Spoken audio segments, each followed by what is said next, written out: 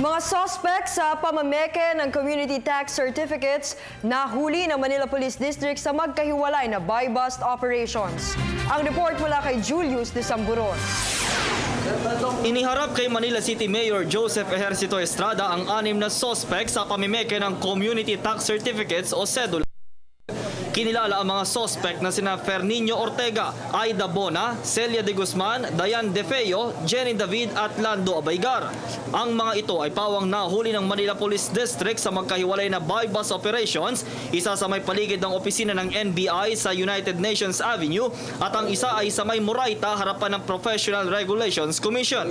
Na-recover kina Ortega, Bismonte at De Guzman ang 4 na 50 peso bills na siyang ibinayad ng kanilang napagbilhan. Sabay po namin nakuha ang ebidensya, pero magkaiba po yung kanilang naka-stamp na hepe ng Treasurer's Office. Marami pong booklet ang kanilang nauubos sa isang araw. Tinatayang aabot 10 milyong piso ang nawawala sa lungsod dahil sa mga ganitong pamimeke. Wala walang accounting, di ba? Tapos yung serial number nila, yun at yun. Kung anong na-scan lang nila. Unlike yung sa amin, sunod-sunod yun. Ino-audit ng COA.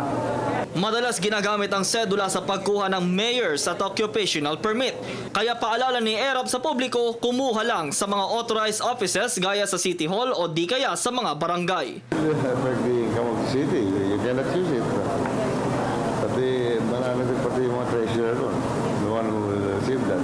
Kaya nga pinapublicize natin ito po, so that they'll be careful. Kukunin ko po ulit ng totoong sedula dito po sa City. 6 pesos po. Ang benta po sa Peligada between 20 to 50. Blanco po. Nakaharap ngayon sa kasong estafa at falsification of public documents ang nahuling 6 na suspect. Mula sa Maynila, para sa Telebisyon ng Bayan, ako si Julius de Samburon.